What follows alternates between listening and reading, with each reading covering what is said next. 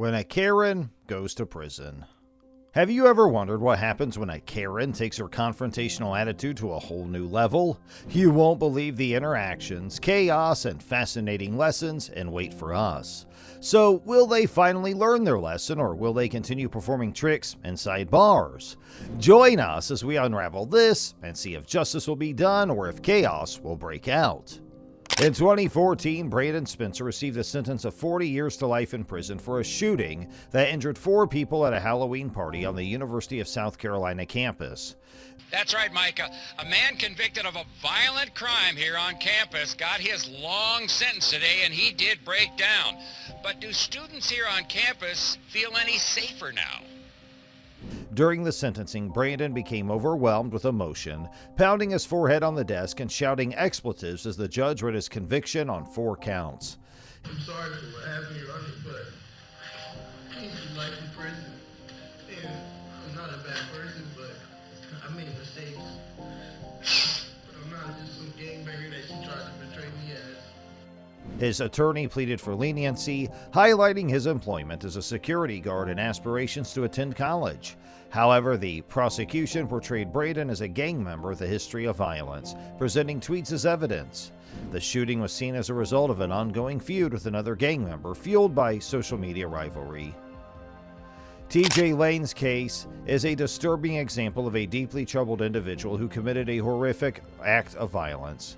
TJ Lane will spend life in prison. Good afternoon, everyone. I'm Leon Bibb, and thanks for joining us. Lane was sentenced for killing 3 teenagers in Chardon High School last year, and it was a shocking morning in the courtroom. TJ Lane made quite a statement wearing a T-shirt that had the word killer on it. He also made an obscene gesture to the court.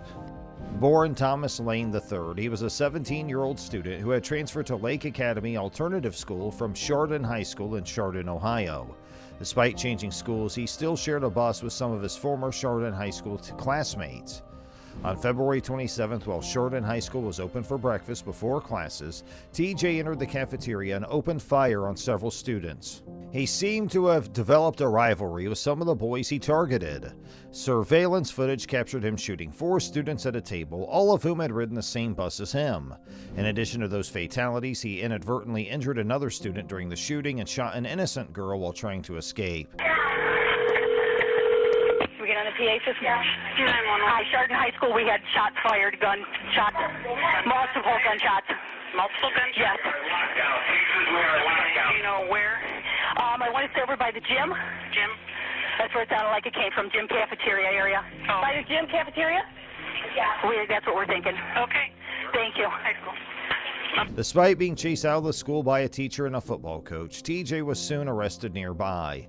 His shooting spree resulted in the deaths of 3 students, while 3 others were left critically injured. During his court appearance, TJ displayed a callous and indifferent demeanor. He even defiantly revealed a vest with the word killer written on it, disregarding his attorney's advice against doing so. Throughout the proceedings, it was evident that he showed no remorse for his actions. Nick is a very kind and loving. Why would you want to hurt him? You don't know kind. You're evil. I will have to eventually forgive you. Otherwise, you will haunt me. You will never, ever be in my thoughts after this. Never. My family will move on, not you. You have ruined your life, not to mention Adam's. He even gave you a ride. Nick even gave you a ride from school. He was thinking about inviting you back to that table because he felt sorry for you. I feel sorry for you. TJ Lane was ultimately sentenced to 3 consecutive life sentences without the possibility of parole. It was a fitting punishment for his heinous crimes, and many would agree that justice was served. Darrell Brooks, a man from Wisconsin, was not only a murderer but also known for advocating violence against Jews and white people. In December 2021, he committed a heinous act by driving his SUV through a Christmas parade in Milwaukee, resulting in the tragic death of 6 innocent people. Following his arrest, Darrell chose to represent himself in court despite the seriousness of the charges against him. But if I say something under my breath, everybody seems to hear it. Everybody seems to hear that just fine. In a quiet courtroom, yes, we can hear it very clearly. Everybody assumes that it has to be disparaging Once again, you're doing this tactic. Because it's not a tactic, it's facts. What we're talking It's about facts. to some other reason. It's facts. Because I find it hard to believe that. Throughout the proceedings, Daryl displayed a contemptuous and uncooperative attitude, ignoring the judge's warnings and making bogus claims. He attempted to discredit his ex-girlfriend who testified against him, and even disrespected the judge on several occasions. Without having that letter. So the state has the ability to question you about that, or question this witness, and to look at the veracity of what your claims are here. So, I may take an early lunch.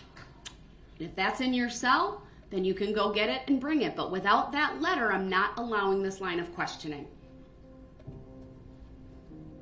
Eventually, Daryl was sentenced to 6 consecutive life sentences, along with an additional 700 years in prison for his crimes. The judge in the case, Jennifer Darrow, earned praise from many for her patience, demeanor, and understanding of the law while handling Daryl's disruptive behavior during the trial. She became somewhat of a local celebrity, receiving messages of appreciation and gifts from people who witnessed the live streams of the trial. Antonio Barbeau's case sheds light on the fact that the term Karen isn't limited to women, as there are male counterparts too. Antonio faced a life sentence after being found guilty of a horrifying crime, killing his own great-grandmother with a hammer, with the assistance of his friend Nathan Pape. The 2 young boys broke into her house intending to rob her, but when she caught them in the act, they decided to brutally attack and kill her. Of a young killer, a Sheboygan County teenager takes the stand describing how he and his friend killed his great-grandmother. 78-year-old Barbara Olson was beaten to death in her home last September. The suspects then just 13 years old. Olson's great-grandson Antonio Barbeau and Barbeau's friend Nathan Pop. During his court testimony, Antonio confessed to striking the elderly woman multiple times with the hammer. After their dreadful act, they attempted to hide her body in the car trunk but failed, so they left her in the garage and covered her with a blanket.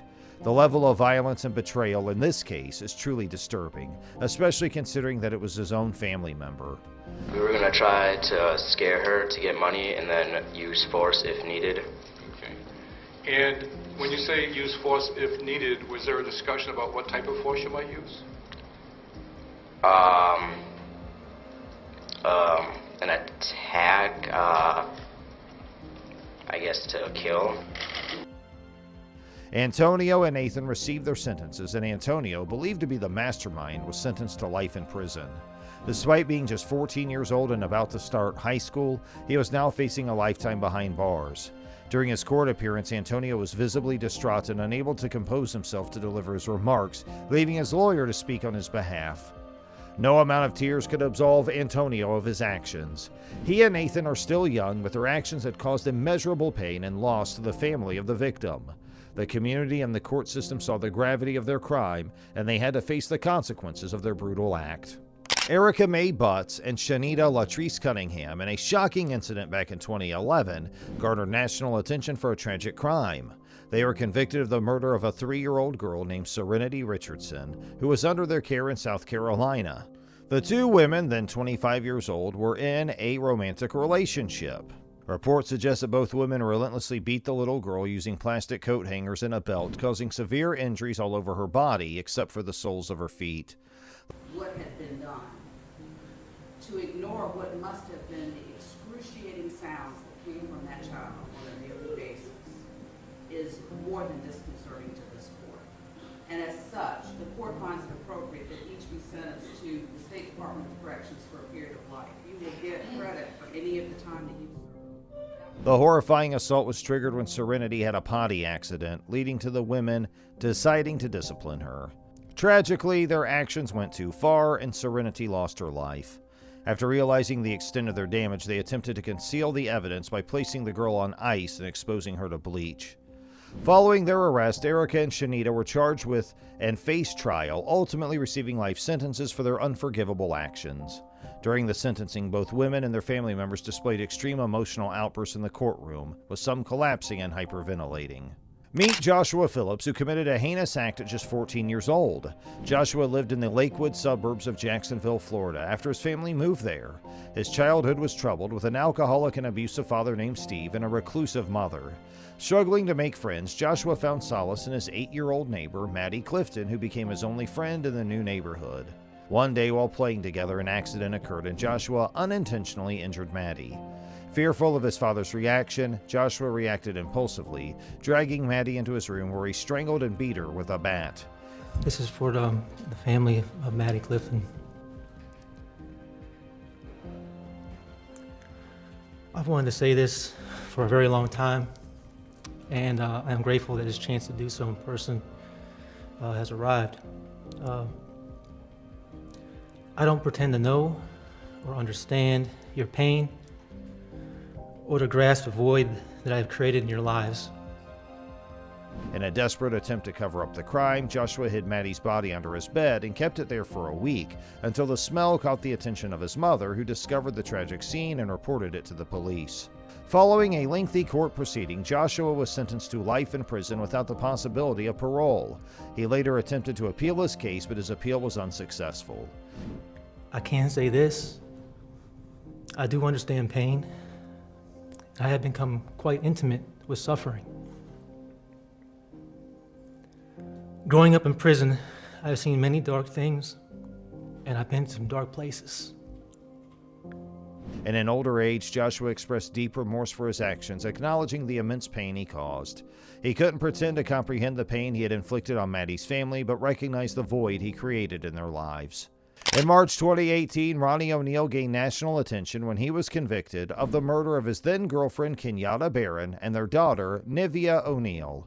The case was highly unusual as Ronnie, who was 29 at the time, made a distressing 911 call, claiming that he was under attack by white demons and accusing Kenyatta of attempting to kill him. He showed you a fraudulent recording where they allege that I beat Kenyatta Barron to death. He talked about Mr. Khalil Brown, my neighbor who stayed across the street. He shockingly admitted to killing Kenyatta during the call. When the police arrived at the residence, they found Kenyatta unconscious in the yard and discovered that Ronnie had fatally attacked their daughter Nivea with a hatchet. Ronnie also shot his son, Ronnie IV, although thankfully the young boy survived but was critically injured. During the trial, Ronnie represented himself instead of hiring a lawyer, and his behavior became erratic and rambling, even referring to Kenyatta and their children as devilish entities. But if Mr. Khalil Brown was a help to them proving me guilty beyond a reasonable doubt, they would have called Mr. Khalil Brown. But I called Mr. Khalil Brown to be a witness for me. Ultimately, Ronnie's attempt to defend himself and his peculiar actions did not go well. He was arrested after resisting the police and was eventually sentenced to 3 life sentences, along with an additional 90 years for his crimes. Mr. O'Neal, listen, please just keep in mind this is not personal towards the prosecutors. Please keep your comments directed towards the evidence and the law. Thank you. It was a tough outcome for Ronnie, and his efforts to prove himself only seemed to seal his fate. Now is the time to talk about the famous story of tragedy and justice, Kimberly Kessler. In a scary story that shocked the whole country, the name Kimberly Kessler became linked to a horrible crime that killed her co-worker Jolene Cummings. In the gripping courtroom scene that played out, there was a woman who used different names in different states, which made the case more complicated. In the spring of 2018, 34-year-old Jolene Cummings went missing, which sent shockwaves through the neighborhood. No matter how hard they tried, they couldn't find her body. There was a desire for justice, but the death sentence was not on the table. Instead, Kessler was given a sentence that would keep her in jail for the rest of her life. The judge made it very clear that Kessler could not get away with what she had done. During the probe and court case, mental health was front and center. Of course, Kessler was thought not to be able to stand trial, but it was later shown that she could understand the seriousness of what she did. But during the trial, she refused to take part, which caused problems that led to her being put in a different room with a video link to the courtroom. Kessler's actions went down a worrying hole. She was reportedly thin because she starved herself, and her clothes in court were very controversial. I think so. I think it's just time. I'm 50 years old. I am 50. And I don't think that's quite that. it doesn't matter. Looks are deceiving, obviously. Some people look young, some people look whatever. It doesn't even You matter. have children? I do. I have a son. He is in North Carolina with his father. That's what got me going, running again in 1999. Child Protective Services snatched him while I was at work from the babysitter, and that really sent me over the edge. So, thankfully, his father got him. He told me that the judge told him, or the judge said to CPS, "Why won't you give this man his son? Like, why are you fighting against him?" And the judge made him. Her shocking shows of disdain and lack of regret were perhaps the most upsetting. By swearing at the judge and acting strangely and unhygienically, she showed that her mind was getting worse, which shocked the jail staff. Through it all, Jolene Cummings' family and friends were able to come to some kind of peace with what happened. Even though her body was never found, justice was done. The fact that Kimberly Kessler was found guilty and given a life term helped some of the people who cared about Jolene. Even though Kessler had problems with her mental health and did some bad things, they couldn't let her off the hook for the horrible crime she committed. As Amanda Stiles and her ex-husband Ryan find themselves embroiled in a contentious custody hearing, this is the dramatic environment in which they find themselves. Although the judge who was presiding over the case is well known for her no-nonsense approach, she had no idea the storm that was brewing in her courtroom. The manner in which Amanda carried herself was suspicious from the very beginning. Her evident disregard for the judge and the court, as well as her constant interruptions, were warning signs of impending conflict. She gave the impression of being intent on derailing the process, going so far as to express her hope that things will turn out well in front of everyone. Her efforts to circumvent the regulations and obtain a lawyer designated by the court did nothing but stoke the flames of controversy. Amanda's disruptive behavior became much more severe after she disregarded the judge's admonitions, which caused more pandemonium to ensue. She refused to pay for a drug test and freely acknowledged to using illegal narcotics, despite the fact that she claimed those substances were allowed in some regions. Her cavalier demeanor and open disdain for the legal system did her no favors and only served to further taint her appearance in court. The judge made a gallant effort to take control of the situation and urged Amanda to speak only when it was absolutely essential, but her efforts were in vain. She continued to talk over the judge and even shut her screen as an expression of contempt toward the authority figure. Her behavior, which was already erratic, became further out of control as time went on, demonstrating a blatant disrespect for the authority of the court. Amanda's behavior did not improve at all over the course of the hearing. She even resorted to using profanity when she was unable to respond to the judge's questions in a dignified manner. Amanda did not back down to the face of the judge's repeated warnings and threats she would be punished. She was hit with a number of contempt charges, which led to her being fined and given other punishments. Ryan, who had previously been married to Amanda, observed her irrational behavior with astonishment as it played out. Ryan felt happy that he was no longer bound to someone who conducted themselves in such a manner, since the judge's efforts to maintain order were met with unyielding disobedience. Throughout it all, Amanda's actions made it difficult for the custody court to make any forward progress, which was detrimental to her own cause. Her behaviors raised significant concerns about her capacity to provide her child with a secure and loving environment to grow up in. The shocking true story of Deborah Hunter's rebellion during the pandemic. In the middle of the mayhem caused by an unrelenting pandemic, the reckless actions of a single lady would send shockwaves throughout the city. Meet Deborah Hunter, who had the arrogance to believe that she was exempt for the mask restrictions that protected the public's health. She had no idea that her behavior would be recorded on camera, so ensuring that her despicable conduct would be etched into the annals of infamy for all time.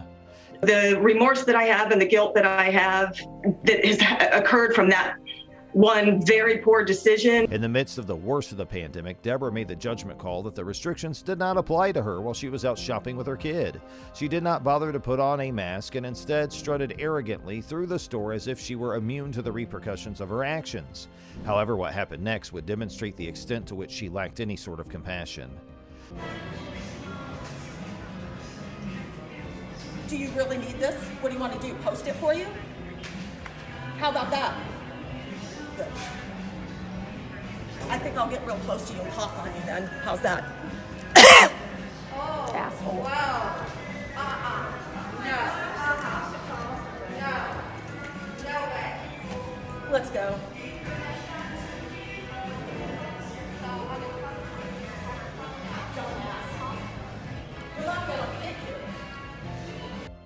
Stepping forward is Heather Sprague, a courageous cancer patient who was already dealing with serious health issues. Deborah's path intersected with that of Heather's, and in a malicious deed, she coughed on the defenseless woman. Heather was caught off guard. Deborah's actions were given an additional chilling degree of callousness by Heather's description of the occurrence as an assault, which included both a physical and psychological component. Deborah was confronted with the full weight of the legal system once it was established how serious her transgression was. She was brought to justice for her callous deed, and the judge found her responsible for her blatant disrespect for both the well-being of the general public and the sensitivity required during these tough times. She was sentenced to 30 days in jail, which was a prompt and severe response that sent a clear message about how serious her acts were. My name's Deborah Hunter. All right, Ms. Hunter, and you are the defendant in the present case, correct? Correct. All right. Now, Ms. Hunter, I understand that you have some words that you have prepared for the court to hear. Yes. Okay, please proceed. Deborah was forced to face the consequences of her careless actions when the case was brought before the court. She admitted that she had made a mistake and expressed her regret not only for the effect it had on herself, but also on her family. Her voice was filled with remorse as she spoke. The toll that it took on her children was clear, and she admitted that her actions had a significant impact on how they turned out. Even if her evidence in court showed that she had some comprehension of the suffering she had caused, it was never going to be enough to restore the damage that she had done to Heather Sprague or to the community as a whole. Your Honor, if you've read my letter already, I'm not going to put you through having to listen to it all again. And No, feel free. This is your day. This is your day in court. This is your day in court. If you so desire, that's fine. Okay. Well, I will just kind of, I guess, skim over some of the things because my husband really touched on a lot of those. But what I did say to you in my letter was that I didn't want to write this letter. My attorney, Chris, told me that it would be a good idea. And the reason I didn't want to write it is because I don't feel right about asking for mercy or empathy or any of that. This whole thing has humbled me. I just didn't even know that it was possible to. Even after Deborah apologized, the hurt, anxiety, and anguish that were caused by her stupid conduct continue to be felt by those who were affected by it. Penelope Soto's case that went viral because of the courtroom clash that shook the nation. Think back to the year 2013 when a heated argument in court attracted the attention of people across all the world. Penelope Soto, whose bond hearing in a Miami courthouse developed into a spectacle that would go viral, was at the center of attention throughout the whole ordeal. Soto, you working? Yes. How much money are you making a week approximately? Approximately about $200 a week. Okay, and do you own any property of value? A house, a car, a bank account, significant amounts of jewelry? Yes. What do you own? I own a lot of jewelry, all right, Okay. as well as Go ahead. a car. Well, how much would you say your jewelry is worth? It's not a joke, we are not in a club now. Okay, but it's Hey, well, you see, we are not in a club. Be serious about it. I'm serious about it. You're being very. I can see you're serious, all right. She was charged with possession of narcotics, but she acted as if the proceedings were nothing more than a joke. However, she had no idea the ramifications that were in store for her. Penelope's casual and disdainful attitude towards the judge, Jorge Rodriguez, as he attempted to evaluate her financial situation, caused eyebrows to be raised. Right, how much is your jewelry worth? It's worth a lot of money. Like what? Like, Huh? She responded to the questions posed by the court with a casual attitude, acting almost as if the issues weren't important despite the gravity of the situation. The judge, however, was having none of it and told her in a harsh manner that the courtroom required respect and decorum at all times. The court proceeded to investigate her substance misuse after that in an effort to ascertain her mental state throughout the past 24 hours. Penelope vehemently denied any recent use, but her demeanor throughout the conversation raised serious concerns about the veracity of her claims. As a decisive and firm response, the Judge Rodriguez, who is known for his no-nonsense style, increased the defendant's bond to $10,000 as a severe warning about the significance of showing respect. Bye-bye. adios. Come back, ma'am. Come back. Come back. Give me the paper again. Count one would be 10,000. Are you serious? I am serious. Adios. After Penelope was informed of the increased amount of the fine, the tension in the courtroom grew. In a fit of rage, she yelled at the judge and gave him the middle finger in front of everyone. It was impossible to overlook such an obvious display of disrespect, so Judge Rodriguez took immediate action and sentenced the defendant to 30 days in jail. The event went viral on various social media platforms, which sparked intense opinions all throughout the country. Many people were disgusted by Penelope's impolite behavior, but others could empathize with the consequences she had to endure as a result of her actions. In addition to this, it sparked a debate about the part that social media plays in amplifying legal procedures, which helped transform a local courtroom conflict into a global spectacle. Following the events that transpired, Penelope extended an official apology to the judge, during which she admitted to making mistakes and expressed regret for acting in an unfriendly manner toward the magistrate, even under the most difficult and stressful circumstances. It is critical to maintain a respectful demeanor and act in a way that is appropriate. This episode serves as a potent reminder of the significance of adhering to these standards. The trial of Penelope Soto, which went viral, will go down as an unforgettable event in the annals of legal history. It serves as a reminder to all of us that the actions we take can have far-reaching effects and that the courts expect nothing less than decorum and respect from their participants.